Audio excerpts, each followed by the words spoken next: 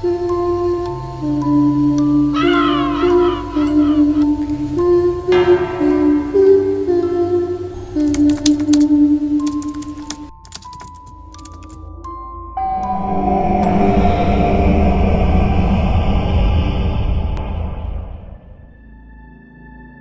mapagpalang araw po sa inyo, Miss Terry, at sa lahat ng tagapakinig. Ako po si Marian, 62 taong gulang. Isa po akong guro sa elementarya dito sa Caloocan. Ilang dekada na akong nagtuturo at sanay na sa kakulitan ng mga bata. Marami rin ang mababait, ngunit mas marami ang makukulit, Miss Terry. Iba-ibang grade levels na rin yung mga naturuan ko. Ngunit nang mangyari ang kwentong ito, ay nasa pangatlong taon ko na sa pagtuturo sa grade 2. Isang araw, habang ako ay nagtuturo at kasalukuyang nagsusulat sa pisara, ay napansin kong maingay ang mga bata. Sanay naman ako na maingay sila, lalo na pag may ginagawa ako. Ngunit umagaw ng pansin ko ang nagsusumbong na estudyante ko na nagngangalang Clara. Ang kaklase daw niya ay ayaw umupo sa kanyang upuan. Jonas yung pangalan ng tinutukoy niya. Nakita ko nga na wala nga sa upuan si Jonas at nasa sahig ito. Nakabaluktot ang tuhod at nakatingin lang sa baba. Minsan nga ay may kakulitan din ito, Miss Terry. Kaya naisip ko na baka nagtatantrums lang siya at hindi ko na pinagalitan pa. Pinabalik ko na lamang siya sa upuan. Matapos nun ay nagsulat na ulit ako sa pisara. Ilang minuto ay humarap ulit ako sa aking mga estudyante at napansin kong wala na naman sa upuan si Jonas. Bumalik na naman siya sa may sahig. Pilit ko siyang pinababalik sa upuan niya, ngunit paulit-ulit lang din siyang umaalis. Hanggang medyo nagalit na ako, Miss Terry. Mahigpit pa naman kasi ang principal namin at ako ang malalagot pag natsyempohan niya na wala sa upuan ang aking estudyante. Sinaway ko siyang muli at nagtanong ako, bakit ba kasi ayaw niyang umupo sa kanyang upuan at sa sahig pa niya gustong mamalagi? Sabi ng kanyang kaklase na si Clara ay may nanakit daw kay Jonas kaya ayaw bumalik sa upuan. Agad kong pinalapit noon sa aking lamesa at kinausap ko si Jonas. Tinanong ko kung ano ang problema. Sino sa mga kaklase niya ang nanakit sa kanya? Sinabi ko rin na huwag siyang matakot umamin dahil kailangan kong malaman ito para hindi na maulit pa. Umiiling lamang si Jonas at hindi nagsasalita. Si Clara na ang nagpaliwanag na nung simula ng klase ay maayos pa daw si Jonas at nakikipag-asaran pa sa kaklase niyang si Micaela. Si Micaela ang nakaupong estudyante sa harapan ni Jonas. Si Clara naman ang siyang katabi ni Jonas kaya saksi si Clara sa mga nangyayari. Kwento ni Clara na panay daw ang kalabit ni Jonas kay Micaela. Naiinis na daw ang batang babae at panay lingon nito kay Jonas. Nakailang ulit na pangiinis si Jonas dito. Ilang minuto daw ay bigla na lang napahinto si Jonas at umalis na sa upuan. Paliwanag ni Clara ay hindi niya nakita ang dahilan bakit napahinto si Jonas dahil nung mga panahon na iyon ay kumukopya siya ng mga sinusulat ko sa pisara. Tinanong ko muli si Jonas na kung si Micaela ba ang nanakit sa kanya o may iba pa. Kung gayon ay sabihin niya na kung sino ito. Dahan-dahang inangat ni Jonas ang kanyang muka. White lady po ang nanakit sa akin, ma'am. Nagulat ako, ngunit hindi ko naman sineryoso yun. Naisip ko na nagdadahilan lang siguro to, baka natatakot sa kaklase. Ngunit gusto ko pa ring marinig yung paliwanag niya tungkol dito sa white lady o multo na tinutukoy niya. Ayon kay Jonas, si Micaela daw ay may katabing batang babae na hindi nila kaklase. Dahil katabi yun ni Micaela, nakatalikod lamang ito at tanging likuran at buhok lamang ang nakikita ni Jonas dito. Hindi naman yun pinapansin nung una ni Jonas dahil nga daw sa hindi naman niya ito kilala. Ang pangaasar kay Micaela ang tanging pakay niya.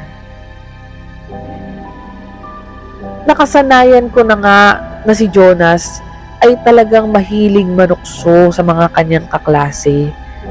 Tinutukso niya lagi si Micaela dahil nga sa kulot nitong buhok. Lagi niya itong hinihila o minsan ay kinakalabit ang likod o balikat. Halos araw-araw ay nagkukulitan ng dalawa at normal naman yun sa mga bata. Minsan magkasundo sila, minsan naman ay nag-aaway ang dalawa. Ngunit sa araw nga na yun, ay may katabi daw si Micaela na hindi nila kilala. Habang kinakalabit at binubuskan niya si Micaela, ay maya-maya lumingon daw ng bahagya ang batang katabi nito. Hinawakan nito ang kamay ni Jonas at malakas na inahagis paalis sa likuran ni Micaela. Ikinagulat ni Jonas, ngunit binaliwala rin daw niya.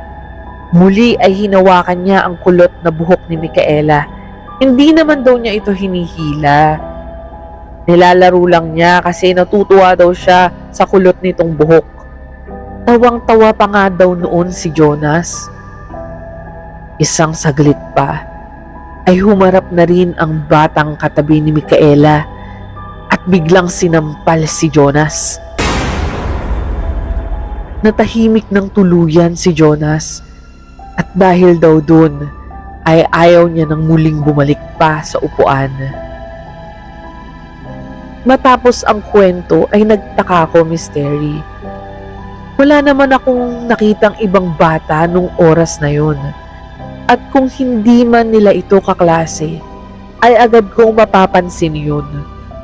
Baka nga ipagtanong ko pa sa ibang mga teachers o mga magulang dahil kailangan kong masiguro na hindi ito naliligaw sa aming eskwelahan o dito sa aking room. Multo nga po ito, ma'am. Kaya hindi niyo nakita. Basag ni Jonas sa akin. Sabi ko naman ay paano niya nasabing white lady nga ito? Ayon kay Jonas, ay malamig ang kamay nito nung hinawakan siya at inalis ang kamay niya kay Micaela. Ngunit ang pinakadahilan daw kung bakit nasabi niyang multo ito ay dahil puro dugo daw ang mukha nito.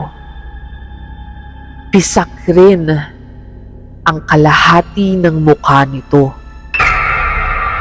Hindi raw ito napansin ni Jonas noong una dahil bahagya lamang ang paglingon nito at doon sa side na buo ang mukha nito, yun ang nakikita ni Jonas. Ngunit nang humarap ito para sampalin si Jonas, ay doon lamang niya nakita ang kabuuan ng mukha nito. Nakakatakot daw ang itsura ng batang babae. Bukod sa pisak ang kanyang muka ay puro dugo ito. Maputlang maputla daw ito at parang may kung anong aksidente o krimen ang nangyari sa kanya. Natulala ako, Mystery. Ang nasa isip ko lang noon ay gusto kong mapatunayan kung totoo ba ito o gumagawa lang ng kwento ang estudyante ko. Kaya tinanong ko si Clara kung alam ba niya ang sinasabi ni Jonas at kung nakita rin ba niya ang batang ito. Ngunit wala daw nakitang ganun si Clara. Tanging si Jonas lamang daw ang nakakita sa batang sinasabi niyang multo. Bahagyang tumaas ang balahibo ko noon. Ngunit hindi ko pa rin basta-basta pinaniwalaan yun. Baka kasi imahinasyon lamang ito ni Jonas dahil 'di ba, mystery, gano'n naman talaga ang mga bata. Matapos ang usapan namin ay pinabalik ko na sila sa upuan. Si Jonas naman ay pansamantala kong hinanapan ng ibang mauupuan kung sakaling totoo ngang natatakot siya. Noong mag-uwian ay nagbilin ako kay Jonas na huwag na kasing maging makulit at tigilan na ang pangaasar sa kanyang mga kaklase. Baka kako mas nakakatakot pa na multo ang lumapit sa kanya kapag ipinagpatuloy ang ganoon. Tahimik naman na tumango si Jonas at nagpaalam na sa aking uuwi.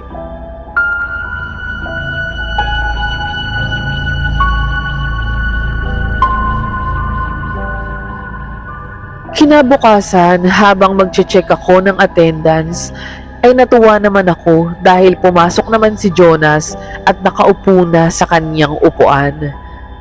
Ngunit napansin ko na si Micaela naman ang wala. Absent po ito. Nung mga panahon na yon, mystery, ay hindi pa uso ang cellphone at group chat ng mga magulang. Kaya wala akong idea kung bakit siya absent. Ngayon kasi ay madali nang magpaalam sa teacher kung hindi makakapasok ang kanilang anak. Isang chat lang ay malalaman na namin ang rason. Ngunit nung panahon na yon ay hindi pa ito uso. Inisip ko na lang na baka masama ang pakiramdam ng bata kaya hindi ito nakapasok at bukas ko na lamang aalamin. Nagpatuloy na ako sa aking klase nung araw na yon. Hanggang sa nag-uwian na ang mga estudyante at nag-aayos na ako ng aking mga gamit nang biglang may kumatok na isang magulang. Nanay pala ito ni Micaela. Humingi siya ng paumanhin sa hindi pagpasok ni Micaela dahil sila daw ay nakipaglibing kaninang umaga. Agad naman akong sumagot na okay lang. Bukas ko na lamang kako ipapagawa yung mga gawain na hindi nagawa ngayon. Naitanong ko rin kung sino naman ang namatay. Ayon sa nanay ni Micaela, ay pinsan ni Micaela ang namatay. Babae daw ito at hindi nagkakalayo ng edad sa kanyang anak. Mas matanda lang ng kaunti si Micaela dito. Kaawa-awa daw itong nasagasaan ng truck habang naglalakad sa kalsada. Dead on the spot daw ito. Sobra akong nalungkot. Kalunos-lunos naman ang sinapit ng bata, sabi ko sa mami ni Micaela. Sumang-ayon naman ito. Sobra daw silang nanlumo sa nangyari. Close na close pa naman daw iyon kay Micaela. At isa pang hindi nila matanggap, lalo na ang mga magulang ng bata, ay dahil sa aksidente ay napisak ang kalahati ng mukha nito.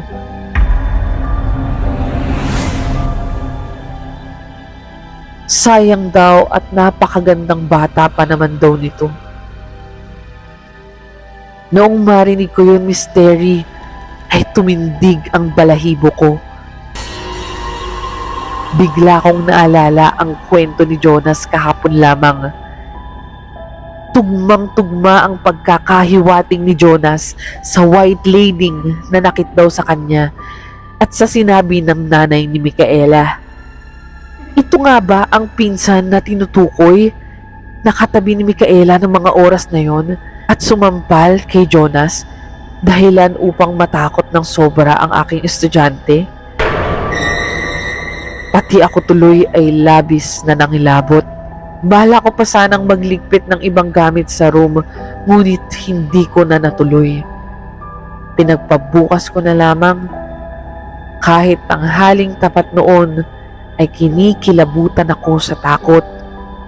Nagpasya na akong umuwi agad para hindi na maisip ang mga nalaman ko.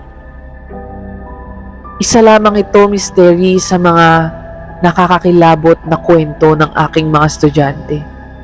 Sa tagal kong naging guro ay samot-saring kababalaghan na ang naranasan at narinig ko mula sa kanila. Ngunit ang kwentong ito ang isa sa pinaka hindi ko makakalimutan. Maraming salamat po sa pakikinig sa aming storya.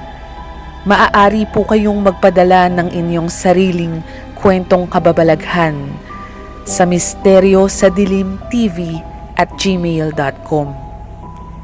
Malaking bagay rin po kung kayo ay makakapag-subscribe sa aming channel. Maraming salamat po at hanggang sa muling Misteryo sa Dilim.